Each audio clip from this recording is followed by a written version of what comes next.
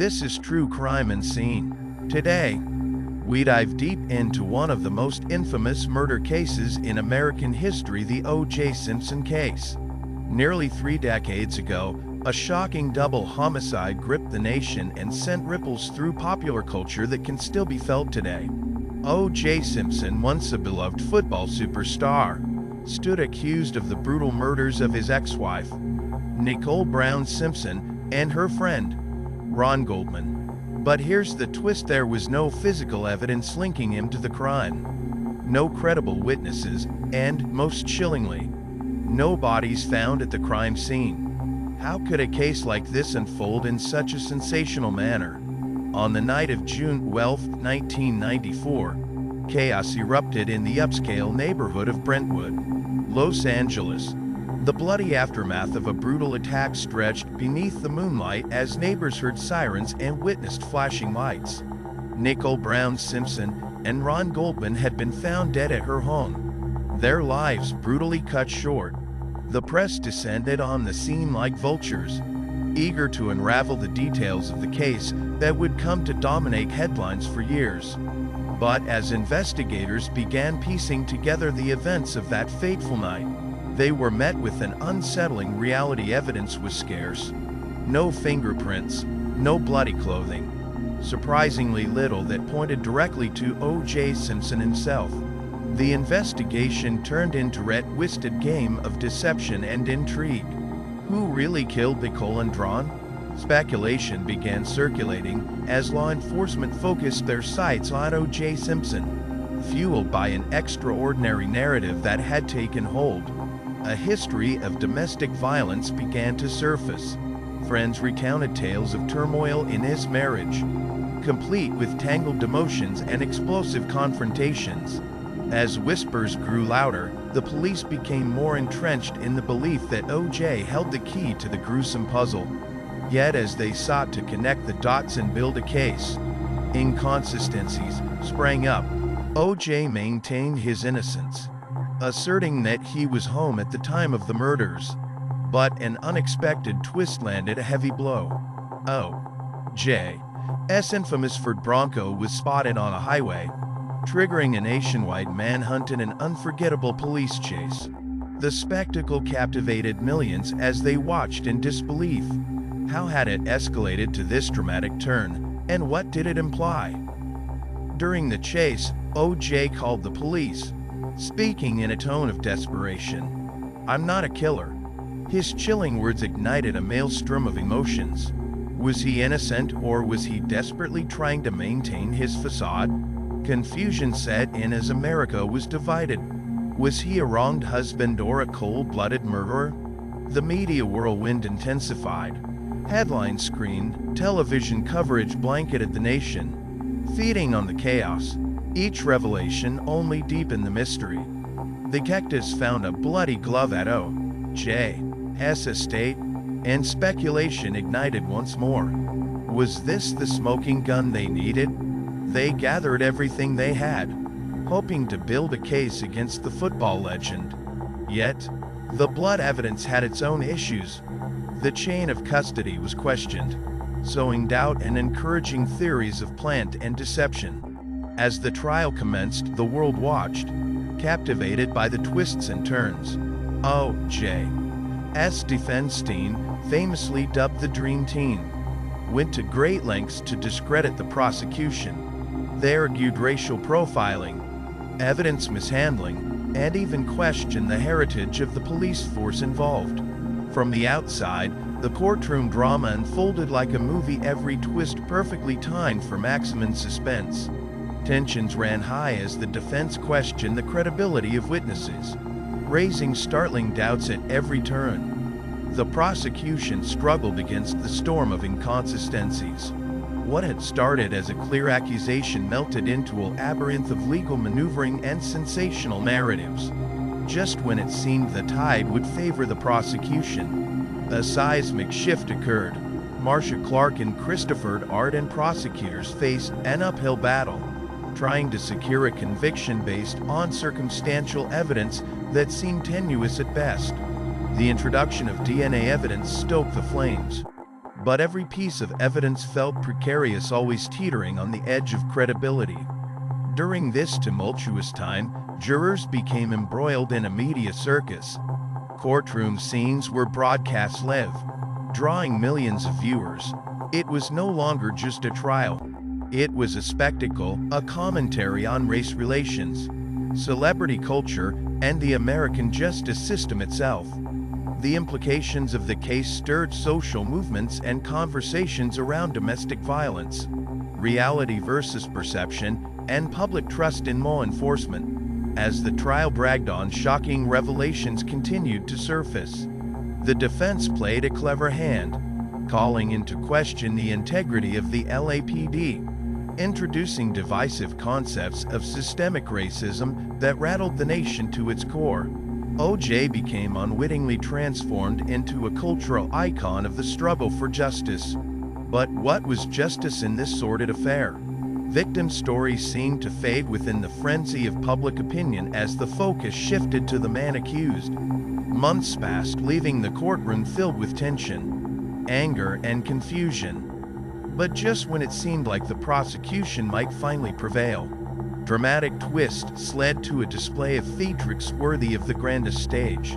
The moment O.J. had on the infamous glove turned the courtroom on its head.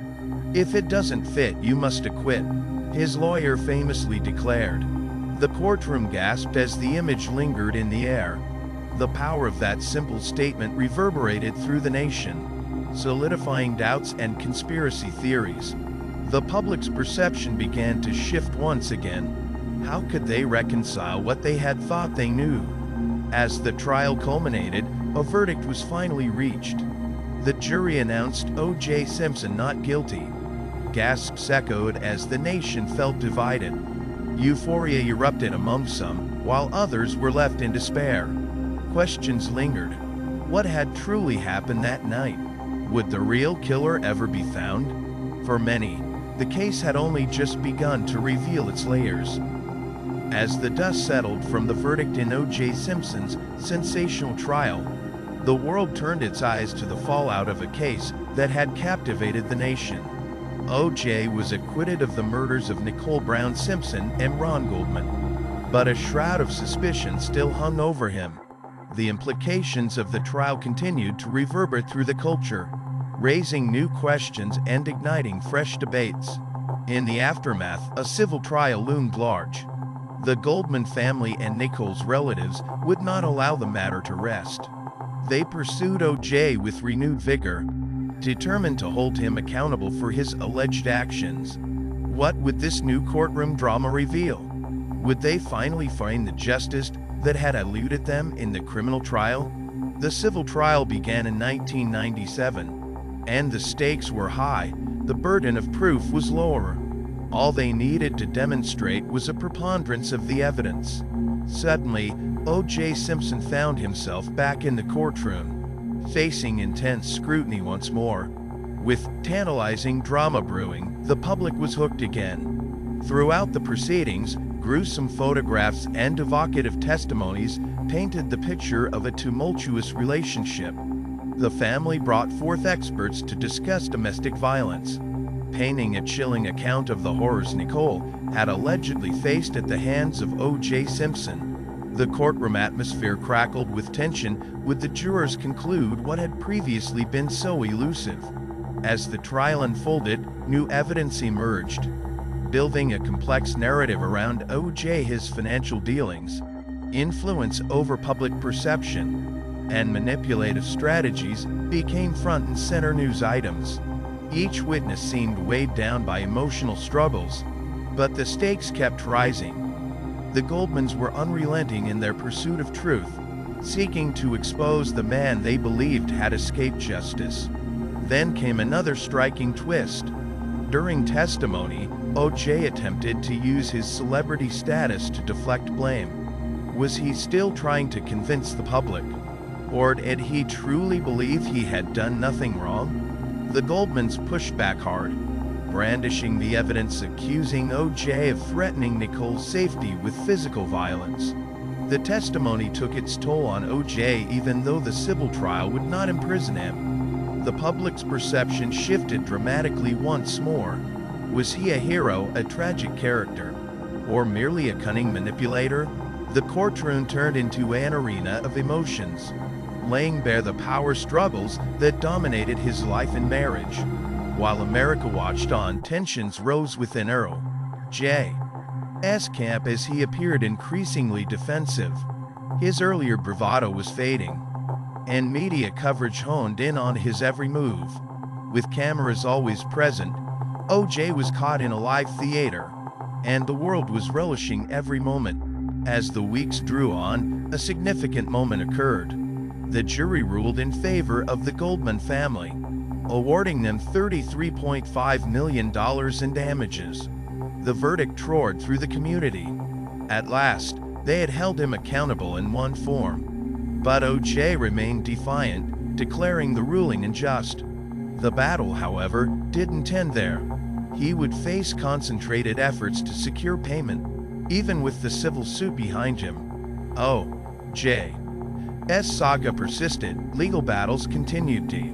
He contested the damages, leaving the Goldmans enduring uncertainty. Public sentiment began to turn cold on O.J., with many viewing him as a man who had not paid for his sins. O.J. soon found himself embroiled in new controversies, including a highly publicized robbery case in 2007. Arrested at a Las Vegas hotel for stealing sports memorabilia he claimed belonged to him, O.J. faced multiple charges. It felt as though fate had drawn a new line in the sand. Could his past mistakes catch up to him in an ironic twist of justice? During the subsequent trial, many observers noted a theater reminiscent of the O.J. Simpson case. How could this man, once exonerated, find himself steering into another storm of legal troubles? As this new chapter unfolded, it starkly reminded the public that the shadow of his past loomed ever closer. In 2008, O.J. was convicted and sentenced to 33 years in prison. Here was a bitter turn of fate. His earlier triumph transformed into an ironic fall from grace. But how had a man once seen as a hero morphed into a figure of disdain? As he navigated legal complexities behind bars, questions surrounding his first trial lingered. Was there ever true justice served Nicole and Ron? While one trial concluded, the repercussions of the O.J. Simpson saga continued to send shockwaves through American culture. Documentaries, shows, and countless discussions emerged as filmmakers attempted to dissect and pave their interpretations of the events. But at the heart of it all lay the haunting question: what really happened on that fateful night in 1994? The absence of definitive answers left a void in America, an unresolved case that would shape dialogues around race, celebrity, and justice itself. As whispers filled the airwaves, the true crime community surged with new interest, eagerly gathering threads to piece together their interpretations of the past. Each new examination rekindled hope for closure. Could the truth finally emerge from the waters of ambiguity? Or was it forever shrouded in mystery? That's when new documents surfaced: sealed statements, hidden confessions, and new revelations. Would they shed light on the darkness that enveloped the case? As a storm of emotions swirled around the public dialogue, the ongoing quest for truth promised to ignite fresh debates. The O.J. Simpson case continues to reverberate through the fabric of American culture, prompting us to examine the complexity of truth in a world often clouded by perception. What new mysteries await us in the shadows? Tune in as we unearth the hidden stories that remain locked away. This chilling saga may not be finished yet,